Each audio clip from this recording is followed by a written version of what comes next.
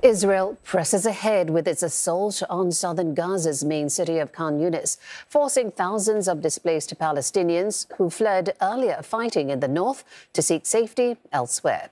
Israeli tanks have shut the road from the city towards the Mediterranean coast, blocking the escape route for civilians trying to reach Rafah on Gaza's southern edge, bordering Egypt. Our troops have also reportedly advanced deeper into remaining parts of the city, where they believe Hamas leaders are hiding in tunnels with hostages. The Palestinian Red Crescent Society said 3 displaced Palestinians were killed outside its headquarters in Khan Younis. The Gaza Health Ministry accused Israel of targeting Nasser Hospital, the largest medical facility still operating there. Israel says Hamas fighters operate in and around the hospitals, a charge denied by both hospital staff and the militant group. Doctors Without Borders have expressed concern for those still trapped inside Nasser Hospital. The MSF warns that it is impossible to evacuate the thousands of people there due to the intense fighting nearby. Yet, despite the intense fighting, Israel and Hamas appear to have made some progress on a temporary pause in fighting. Reuters reports negotiations are underway now for a 1-month truce, and that's to allow the exchange of hostages and Palestinian prisoners. That's after the Associated Press reported Hamas rejecting an Israeli offer for a 2-month pause. Israel has not confirmed either report. Both deals have Hamas calling for a permanent ceasefire before any further release of hostages. Israel has ruled out ending the war. Hamas is demanding Israel fully pull out from Gaza and allow Palestinians to return home. Now, all those demands were in an earlier Hamas offer that Israel's Prime Minister Benjamin Netanyahu rejected over the weekend. He underscored again his opposition to a 2-state solution, something Israel's closest ally, the U.S., is pushing for in trying to resolve the crisis. Sarah Coates has more for us from Tel Aviv. Sarah, there are those reports of the Israeli forces shooting at civilians near Nasser Hospital in Khan Younis. What more can you tell us?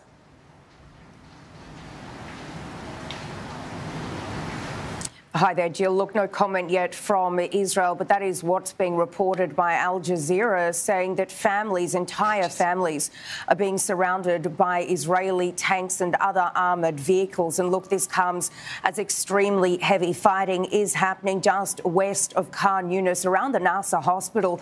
You mentioned there Doctors Without Borders saying that many people who have been ordered to evacuate simply cannot.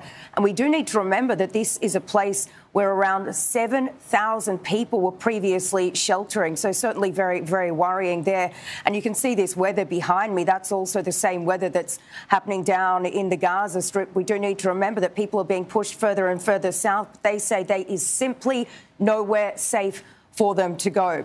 Now, the Israeli military says it is continuing to intensify operations in Khan Younis. This is an area it describes as a Hamas stronghold, saying it's using sniper, tank and aerial fire, adding that many terror cells have been eliminated. And look, Jill, just over the last hour or so, South African media is reporting that the International Court of Justice could be ready to rule as early as Friday on whether temporary measures will be imposed, granted emergency measures to stop this war inside the Gaza Strip, just on the back of South Africa accusing Israel of genocide. Jill. All right. So that's interesting, because behind the scenes, there's also been intense diplomatic effort on a new truce as well. How likely is this round of negotiations likely to lead to a breakthrough?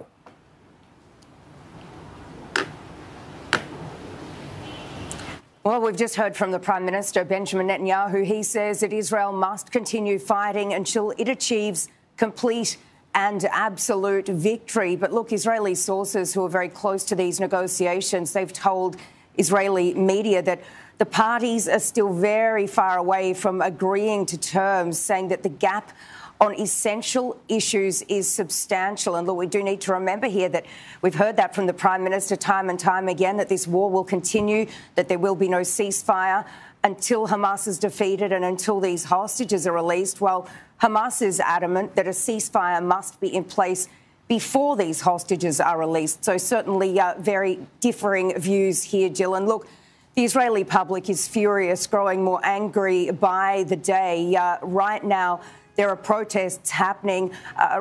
People trying to block aid from going into the Gaza Strip. They say there should be absolutely no aid going in there until these hostages are released. Also, families of those fallen soldiers, those 24 fallen soldiers on Monday, saying that no aid should go into the Strip. Well, right here in Tel Aviv, there's a Women's Day going on, and these people are saying that there needs to be a deal now, accusing the Prime Minister Benjamin Netanyahu of not doing enough to bring these people home. So certainly growing anger also here in Israel. Thanks so much, Sarah. Sarah Coates reporting there from Tel Aviv.